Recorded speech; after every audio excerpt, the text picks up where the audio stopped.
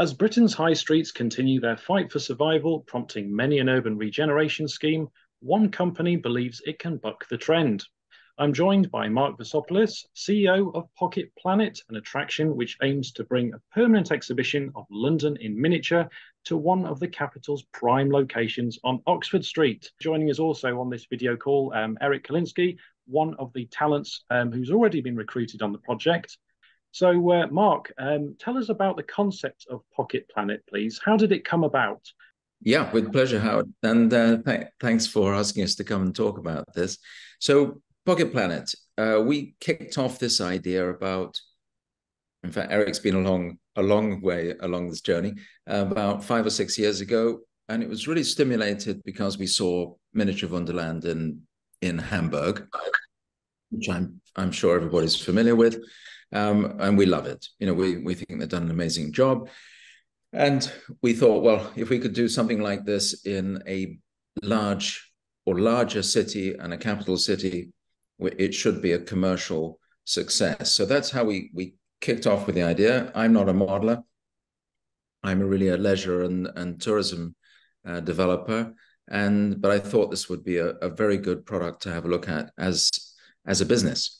Then started to think, how do we put this together? How big should it be? What should be the key components? What are the things that we might do that reflect on Hamburg and where we might be a bit different?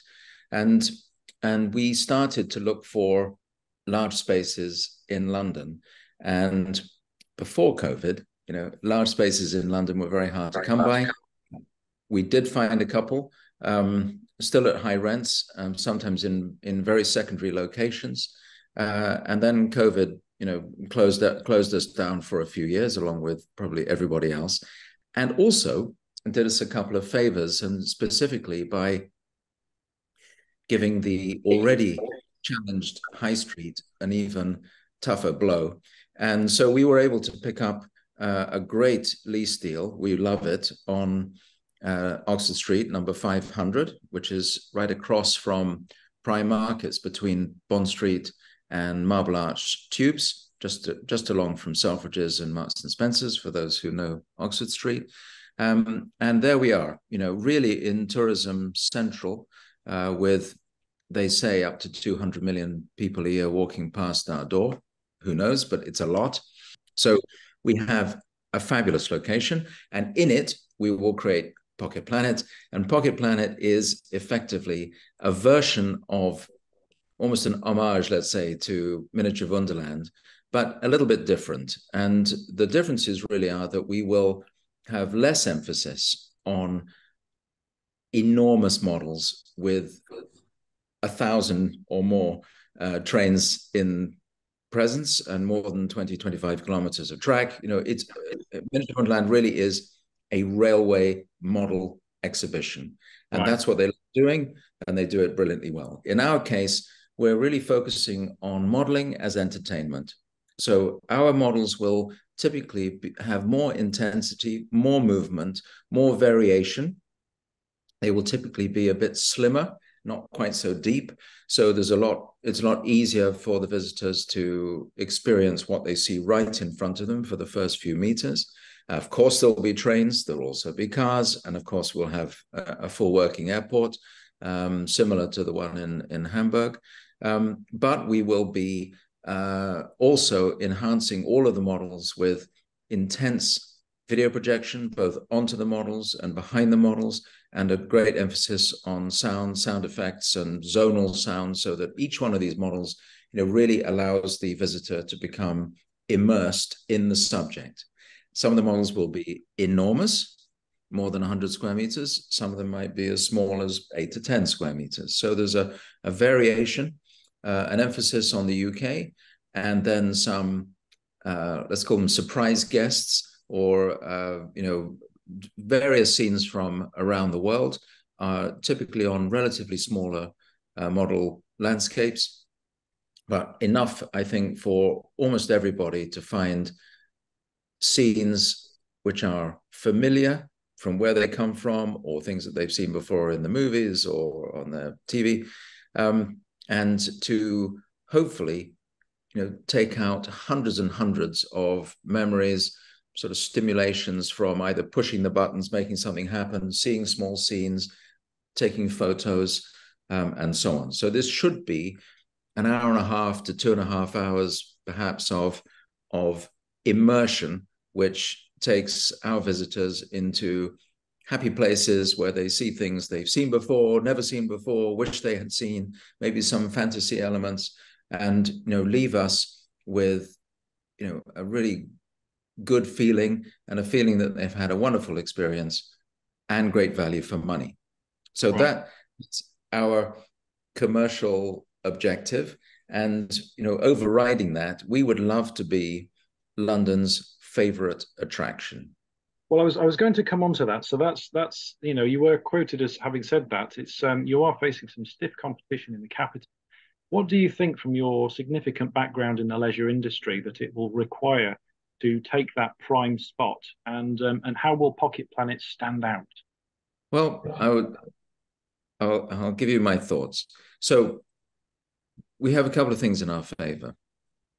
One, of course, is a continuous huge inflow of tourists, both British, which are perhaps our number one target, and of course the foreign tourists that are really low-hanging fruit relatively in a very expensive tourist city like London, where a lot of attractions are very pricey. So we have a AAA location where almost all the tourists that we're looking to attract probably walk past our door sometime during their short stay in London or their long stay in London.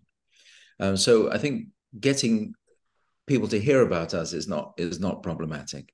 But the bigger key for us is making sure that we get a 5-star rating when people leave us. And for that, we first and foremost are going to price attractively. So we're going to go for similar sort of thinking to the way the gentlemen in Hamburg do it, which is not very expensive, around £20 for a ticket. Maybe half the price of Madame Tussauds, even less than half the price of London Eye or Tower of London, so that we keep this, very enjoyable. Family of four, maybe in and out for 50 quid, for a family package, had 2 hours, 2.5, as long as they want. We're not forcing anybody out. If they want to stay on longer, they're welcome. But we want to make sure that they leave going that this was amazing, and it was priced appropriately. So we want that part. So those are maybe not very high tech ideas for standing out, but in a city where a lot of things are overpriced, frankly, some of the product is a little bit ho-hum. I think we can make sure that we are given by people high rating, so that word spreads. And in the end, as far as we know, the two brothers in Hamburg, the Brown brothers, have hardly ever done any marketing, hardly ever done any promotional activity. They've just made sure that people love the experience. And whilst we will be a bit more proactive than that, because it is a tougher market, we just want to make sure that everybody comes out and tells their friends. Right. And I think for that reason, we have to have content, which is exceptional. And so I think the third pillar, if you like, of our differentiation strategy and our way of picking our customers is to make sure that the things that they see are amazing, but with the way they're done, but also the subject matter itself. And as I was saying, the projection and the sound and all those sort of extra layers, the 4D and the 5D experience, which gives this immersive experience, which, these days is what everybody seems to be looking for. Yeah. Now, Eric, if I can just bring you in for a minute or two here. So I want to talk about logistics. 30,000 square feet. That's going to require some considerable filling and model making. So how many people are involved with this project today? We are working with several teams all over Europe in making the models. Basically, 30,000 square feet is not all our floor of modeling. There will be also a retail store and so on. So my first job was actually to make sure that whatever we want to have on our floor of modeling is really on the highest level of modeling and in the sense of reality. Because in my modeling career, I found out that people are always amazed by miniatures. Miniatures was always point of attraction, and if it is done really well, then so much better for everybody, not only for us. That's why also when we choose our teams who will build the models, we want to have somebody with the same passion like we do. So on that subject, so you're looking for your team of model makers initially when this was all being set up. Where do you go to find talented model makers across the world? I mean, people don't set up themselves up on LinkedIn, presumably with just model making, you know, here I am. Many times it happens coincidentally because somebody knows somebody, Right. you know, and recommend somebody, and then we get in touch and we see if it actually would work for us. That's the major thing. I wouldn't say all around the world, mostly all around Europe, because of the logistical problems and everything which is involved with building, shipping, and all that stuff. And also, of course, most of the manufacturers of the models or part of the models, trains, and everything are basically coming from Europe. So it is from that point of view, we having quite a few countries involved, actually, you know. Uh, but it doesn't really matter. What we care about is the finished product, quality of the work, and if it does what we want a model to do for us, so it means to immerse us in. You know what I mean? If I can add, Howard, so certainly to give you a couple of the locations where our teams are building. One team is in Lyon, and they're the team that have already built a beautiful indoor miniature world in Lyon, and a second one in Toulon in the south of France. We have another team working with us from Bucharest, who are expert miniature model makers, more drawn from the architectural world.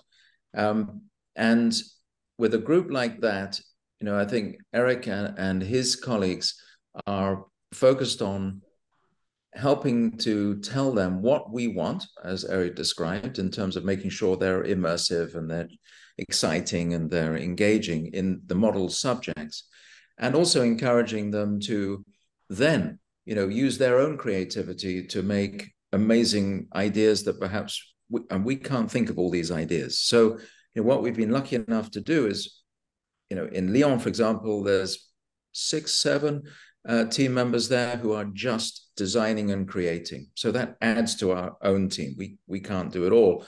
In Bucharest, there's another 5, 6 people.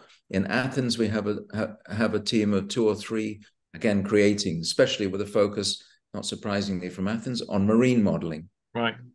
So we get sort of the best of the best, who, you know, people who are, as Eric said, are incredibly passionate about what they're doing, but also know their subject and are able to say to us, guys, what about this? How about that? You know, have we ever thought of this before? And of course, some of the time we're saying, well, that's an amazing idea. We'd love it. And so, Eric, just to say that the other team that we should mention, of course, is our friends in Tokyo, who come from small Tokyo, which is another amazing miniature world in Tokyo. And they've built a tremendous airport model with the mechanism that we think is second to none. And they're going to build our entire airport for us. So, but again, not only have they solved all the problems of the technical specification and building of a very complicated airport model, which is a challenge, but also they have frankly, some amazing creative designers as well that are also bringing their creativity. And there's another half a dozen people. So, just the team, just those 4 teams I'm mentioning, add to about 20 designers. Right. Before we even talk about the actual fabricating team that then start building once the designs are finalized. And our rolling process means that we've come close to finalizing probably about 40% of our models. We're in the process of completing the design of another 60% of the models, and then rolling in through the actual fabrication process. But we wanted to really make it clear today that the door is wide open, for anybody, frankly, that believes they can contribute to this and bring great creative ideas as well as fantastic technical competence. We're all ears. Now, obviously, you will be limited as to how much you can give away as to what we can expect to see in some of those final scenes. But how much of London are you actually going to be able to condense into this model? And have you got a few little teasers as to what people might be able to expect to see when it's completed? Eric, do you want to talk about London? Go ahead, Mark. Well, London will, obviously Not have mine. So no, it's true. It's true. just that my design is only the shape of it. The London itself is more. And London's under the control of one of our colleagues, Gabriel Holtzman. But it'll have the superstars. So it's going to have, of course, St. Paul's and the Tower. It'll have the Shard and the walkie-talkie and Buckingham Palace and the obvious and important buildings that the visitors will expect to see. But frankly, it's all the bits in between that probably will get photographed more. So Right. What's actually on the mall in terms of the Mall in terms of a procession. It might be a royal wedding, or it could be a protest. What's going on in the city? Are the bankers? What are they up to in their offices? We'll see the tourists at Piccadilly Circus. There's going to be activities on the river. There's bridges to cross, and of course, in the true style of let's say miniature worlds done for entertainment. Which includes obviously Hamburg and Tokyo and Little Canada in Toronto and of course Lyon and Toulon. There will be a lot of humor, a lot of entertainment, funny scenes, maybe some shocking scenes, who knows, but filling up, which is, we find, what people really find the most engaging when they're looking at it. So we'll start to unfold this, but there'll be hundreds and hundreds of such scenes in London, together with, of course, extensive transportation, which is a signature for those of us who live in London and live and breathe it every day. The trains, the buses, the taxis, the cyclists, the traffic jams.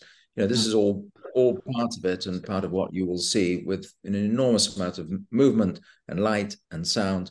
And of course, as we discussed before, projection. So it's London on a small scale, but in a large vista, but with a combination of, let's say, amazing architecture, but particularly thousands of small things going on. Now, talking about timelines, so you're planning to open a retail outlet next year, 2024, ahead of the main attraction. What sort of things can we expect to see in the shop? Are discussions ongoing with potential partners? Are some of them confirmed, or some ongoing? Might you be working with any potential model manufacturers that are already established in the field, forming any partnerships there? Well, yes, to all the above. So we hope May for our retail store, and we don't have enough space to be the gauge master of the West End. We can't be a gigantic modelers store with thousands of SKUs for model making materials. So we can't be that. What we will have, though, is really 2 channels of retail. One is maybe less interesting for the devout modeler, which will be more about collectibles, figurines, some from fantasy, some from reality. We're also going to be scanning people in 3D and producing miniature versions of those people we scanned, famous and not so famous. So we will be in the model making business in terms of full color 3D printing. But the other side of our retail will be for those that want to learn and get into the business of making things.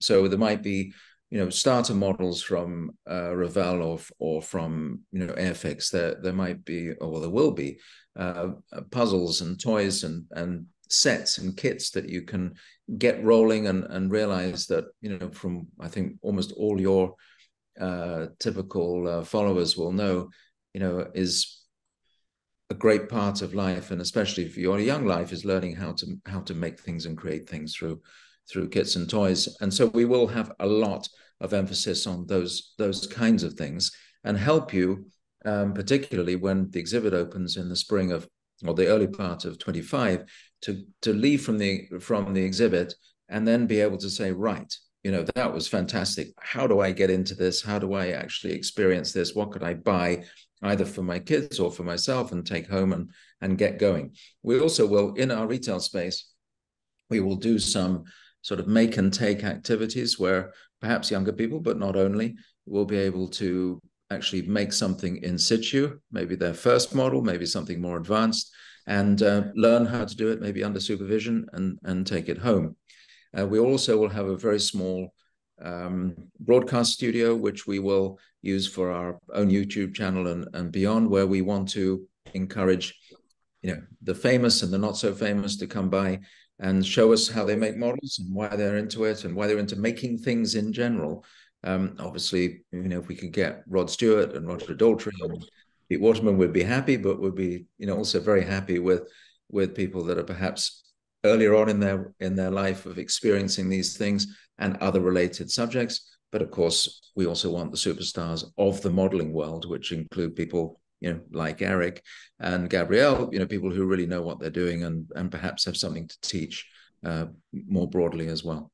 Eric, Mark, a fabulous project. It's great to hear from you both today, and many thanks for your time. We wish you all the best with the concept of the attraction. And for those wanting to know a little bit more about this, and as Mark alluded to earlier, if you want to get involved and help out in some way or form, check out the website. It's live. It's www.pocketplanet.com. Register for the newsletter, which is ongoing. And there we go. For further details, take a look at the website. Thank you very much for your time today. Thank you very much. Really appreciate it.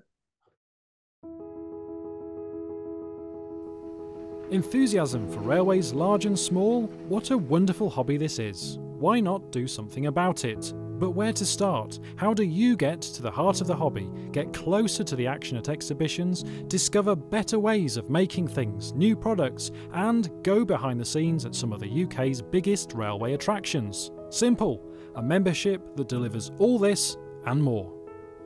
Get every new issue of BRM, Traction, Engineering in Miniature, Narrow Gauge World and Garden Rail magazines before they arrive in shops. That's 5 magazines, and that's just the start. Access more than 800 back issues with the ability to search for articles. A growing archive of track plans for project inspiration. Exclusive behind-the-scenes videos. Win big with our monthly competitions. And gold membership to the online forum RM Web. Plus you get a free show ticket to one of our great weekends out. The Festival of British Railway Modelling, the London Festival of Railway Modelling, and Bristol Model Railway Exhibition. We think our digital subscription is the best, but don't take our word for it. Activate your no obligation free trial today and try for yourself. Simply give it a go and decide after you've sampled all the benefits. The ultimate digital subscription for the railway enthusiast, getting you to the heart of the hobby.